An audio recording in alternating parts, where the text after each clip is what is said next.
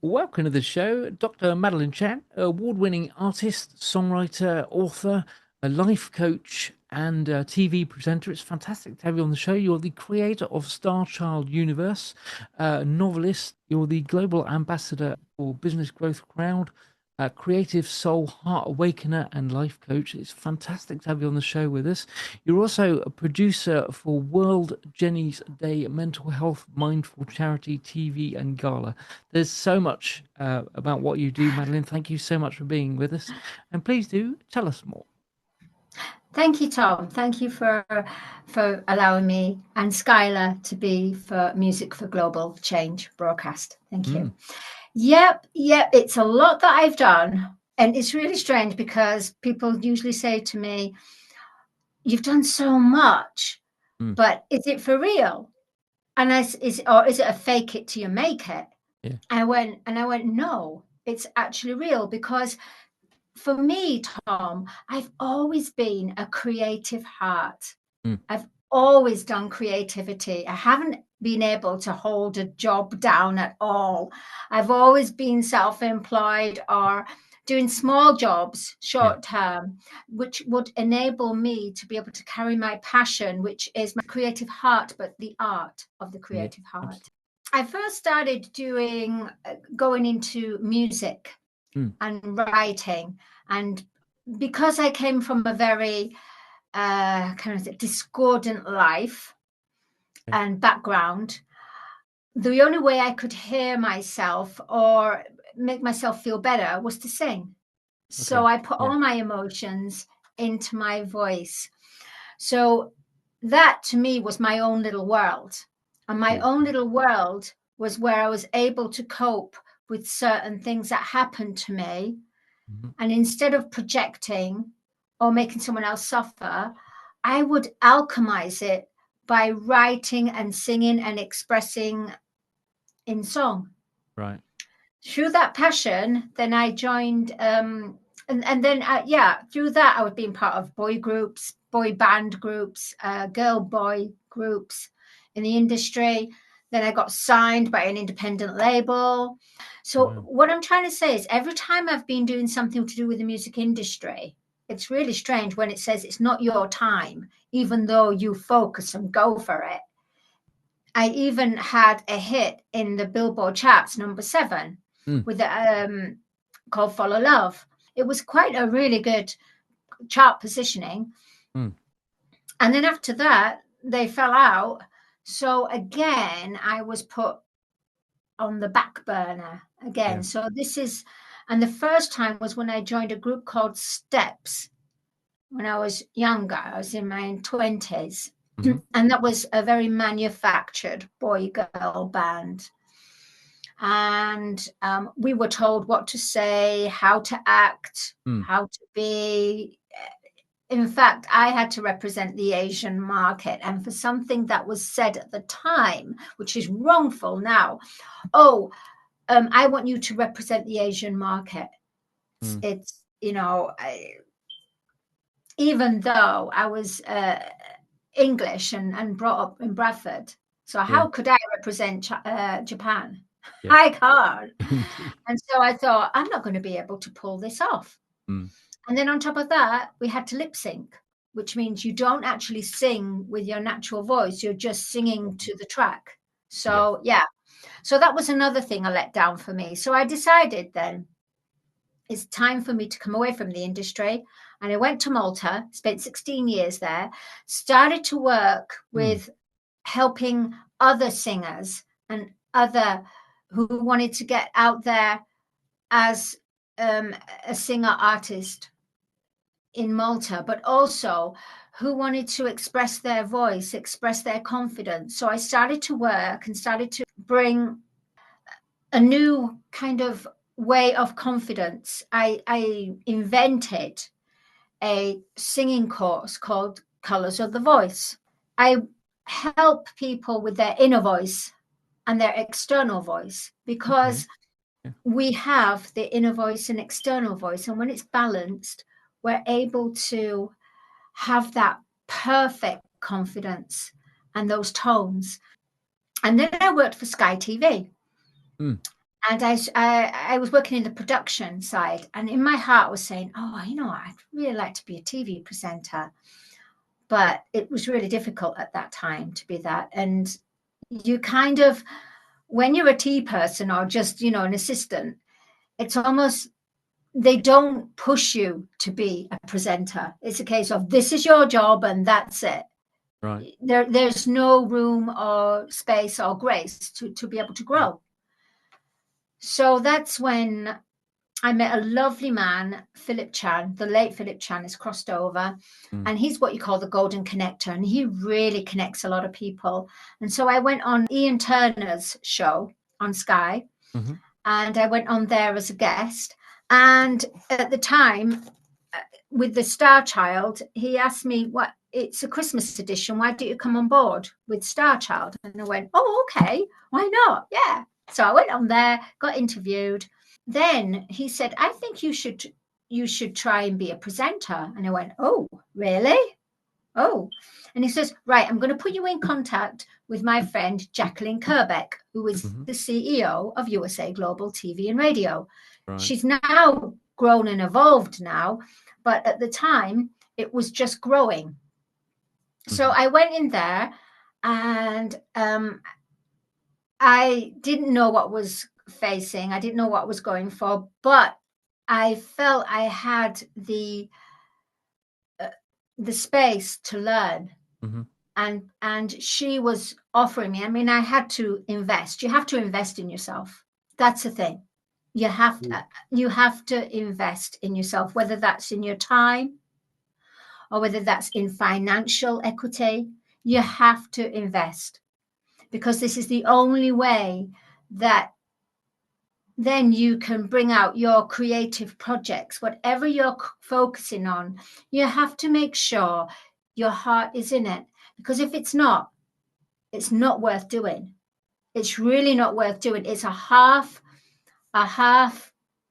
job, you know, it's a half effort job. Yeah. So yeah, then I became a TV host. I did co-hosting first to get confidence, and then I started to get confident and were able to then host my own show, the Film and Music Show, on USA Global TV and Radio, where I'm a great believer, Tom, in helping people who are creative and want to express their gift or want to be able to share who they are on a platform. And who knows what happens there. They can connect with this. You know, we're all part of I'm going to say the new matrix, the new crystalline music. I would say the crystalline matrix, not the old matrix. Yeah, that's me. Excellent. So what do you feel about social conscious music?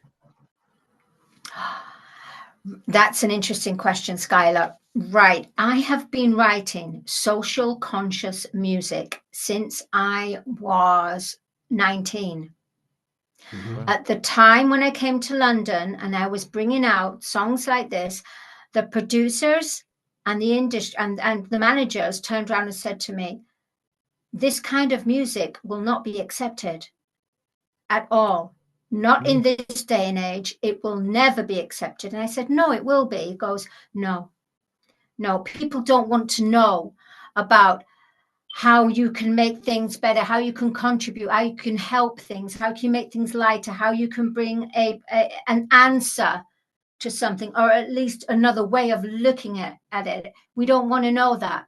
We just want to know, because that's what it was at the time. So I was battling against that. So what I did, I wrote all the songs anyway, and I left them in a folder on my on tape, really. And I went on then the industry way. And because I went the industry way, it's the universe was saying, "We're going to let you experience it, but we're not going to make you successful in it."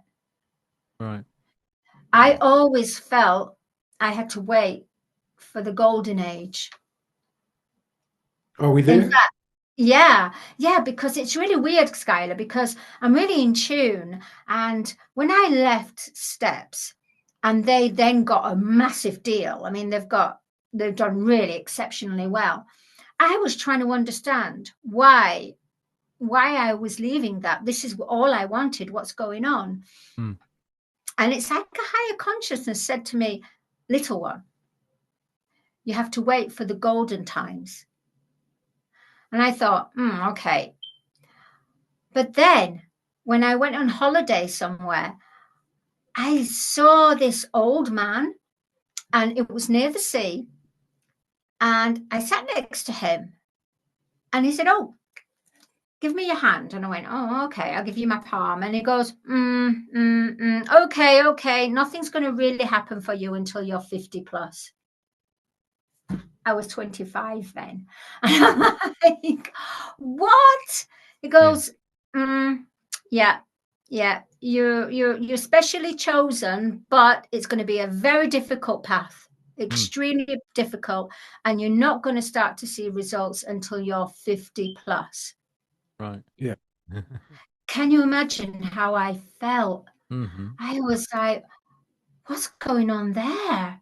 And then I walked away from him, and then I want to go, no, I'm going to have a chat with him about that. It disappeared. Yeah. He disappeared. He wasn't there anymore. And what's really strange is that's exactly how my life has been. Okay, I'm doing my creativity, but it's never been at that point of real success. You know? That first guy, when you said, when I asked you about social conscious music, and he goes, that's not going to happen. Yeah, that was a guy working for EMI. It pisses me off so bad when one person speaks for me. You know what I mean? And he doesn't know. Yeah. Just because you say something doesn't mean it's so, right? And I was 19, Skyler. I was just beginning my journey of songwriting. Right. And he put like a stake in the wheel or the heart, in my heart. Yeah. And I decided not to write after that. I didn't start writing until much later. Yeah, I got that before I moved over here. Yeah. You know, I told the guys, I'm tired of these kids picking up guns and killing each other. I said, if you want to impress me, put the gun down, right? Yeah. But the only thing is, since I've been over here, I've been accepted way more than I could ever be back in the States, right? Yeah. But now, who was some of your favorite social conscious music artists? I loved Stevie Wonder. I absolutely adored Stevie Wonder's songs in the key of life. I was listening to that. Yeah. It was like my Bible. Wow. And you know what? I never saw him live. I mean, I still should anyway, but it's a dream of mine. I've got a wish list. I got to make that happen. But yeah, Stevie Wonder for me. Yeah. It was the first songwriter that I felt, oh, there's something different. I felt something of different vibration about it. I knew there was something very special about this. And I said, that's what I want to, that's the vibration. That's the energy I want to sing in. Right. Now have you heard of Nina Simone? Yes, I have. Yeah. Now, she's a rebel. She's a rebel. Yeah. She didn't care what people think. She was just going to tell the truth, right? Yeah. It's really, really wonderful. Or Marvin Gaye. You heard of him? Marvin Gaye. Yes. I loved Marvin Gaye. Yeah. And Aretha. Yes. But I don't know if she was a song. Yeah, she was a songwriter, wasn't she? Yeah. Yeah. I think she was. Yeah. She was known for singing other people's songs, but she definitely was a creator, you know what I mean? Yeah. Now, but how much do you love music? Oh, I love music, all different genres, all different styles. You know, I one thing that I don't like, and I have to say, and I just can't, and I'm not going to judge. I'm just going to say it's just not my vibration, and that's extremely heavy rock, kind of screaming, kind of roaring, and I like hip hop, but I don't like the really heavy hip hop that's more prone to a lower vibration. I can't resonate with it. I just don't resonate. Yeah. Well, I mean, music is 12 notes, so it's several genres of music, you know. But Yeah. but then music is one thing. Music is emotion, right? Yes. How it Yeah. makes the notes make you feel, or Yes. an instrument you know you use the notes on. But at the same time, it comes down to the content, the lyrical content, right? Yeah. And Yes. that's why in social conscious music, we're talking about, you know, socially conscious things, but I lean to the positive music, right? We Yeah. need more Yeah. positive social conscious music. What's your feelings? Yeah. Uh, well, it's funny you say this because I'm now going out as a singer doing 60s, 70s, and 80s music. And I was saying I want to do positive, uplifting music from the 60s, 70s, and 80s. So let me just get it. So, and I've been things like Sugar Pie Honey Bunch, you know, the Four Yeah. Tops, that type, Motown Soul, uplifting. Yep. Fantastic. And it carries a vibration. And when you start singing it, people just get lifted. They start to celebrate. They start to feel that, they feel the love, they feel that, the happiness of it, the Yeah. celebration, the rising of it. You've done, as we've touched on, really, Madeline. You've done so many different things in your life so far. What's given you, if you can even answer this question, what's given you the greatest pleasure? What have you got the greatest pleasure from? Would it be producing music? Is it the sort of charity work? Is it the soul healing sort of workshops? What's been the biggest pleasure for you? I believe, Tom, that with my heart, as long as my heart's in this, then I will enjoy the process and I won't think about the outcome. But I have to say, my star child, I've been working on this a good 10 years. Yeah. And it's got soul conscious songs. It's a soul conscious story. And it activates people's, how can I say, star child within them. Yeah. Because we're not just Earth, we're part of the whole universe collective of it, which we're all moving to that. And there's songs on there which Audie, what's amazing about Audie, he's my songwriting partner. Now, he was serving in Iraq for American government, right? And he was so trapped over there and he was demonized. And I said to him, you need to start writing. You need to start writing and maybe songwriting. He goes, oh, I've never tried that. So I taught him how to songwrite. And just 6 months, that's all he needed. And now he's writing songs that are just, I mean, he's working with some top country, David Allen Coe. He's working with, and he's now got management and everything. He's now left. He's now left Iraq. He's now left all that behind him, and his healing is through his music and soul conscious songs, which he doesn't normally write soul conscious because he's writing about his pain and his trauma. But when I gave him Star Child, I said, okay, we can't be writing about pain and trauma. We have to write soul conscious songs about the world becoming more galactic, the world becoming more uplifted. Music is a universal language, as we know anyway, but music has that vibration that can change, distort, and shift and create miracles. That's right. Because the power of music is more sacred than the power of word.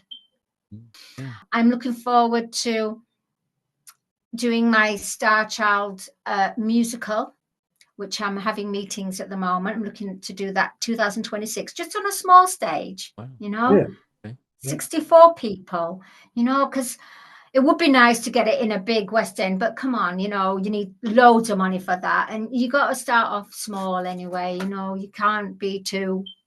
That's what I've learned now. Instead of going for all these top big industry and all this, which is quite controlled, I'm doing my own little thing in my own way where I'm feeling happy. And it's important for you to work with people on the same thought vibration, on that same wave.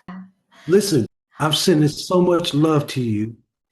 Thank you so much for the privilege of your time to come on our show today. And Tom's going to get all your information and like I said, bless you for the privilege of your time today. Yeah. Okay. Thanks, Madelene. Thank you so much, Skyler and Tom. Just for our viewers, I just want to know if you've got any kind of, I know you have, but if you can just let us know your sort of web address details or any kind of social media information you've got, and we'll put that in the bottom of the video here for us, for you, and kind of spread the message for you. Spread the love. Right, okay. They can go on to madelenechan.com, which is my website. They can go on to Dr. Madelene Chan on the on my LinkedIn. No worries, no problem. Well, I'll get the links for those. And they can look on Maddie Love Day, maddieloveday.com, which they'll see me as singing for doing that type of thing. Right. So brilliant. Thanks, Madelene. Brilliant. Yeah, and USA Global TV and Radio. I'm on there as well with a film and music show, and Talking Heads, which is a spiritual. Oh, by the way, which I did downloads. Oh my God, I had no script whatsoever, and I did downloads, and it lasted about 40 minutes, and I was like, whoa, spiritual, connected, galactic, starseed. Woo! All right then, Madelene. Brilliant. Thank you so much. Thank you for joining us. Much love to you, my sister. Much love. Take care. Enjoy the rest. Enjoy the rest. Okay. And thank you so much for having me in the show. Big shout to Victoria Beale, Business Grove crowd, because this would have happened if it weren't for the lovely Victoria. So, okay. Much love. Music can save the world. Music can save the world. If we all get together, music can save the world. Yeah. Music can save the world. Music can save the world. If we all come together, music can save the world. There's an urgency facing our humanity.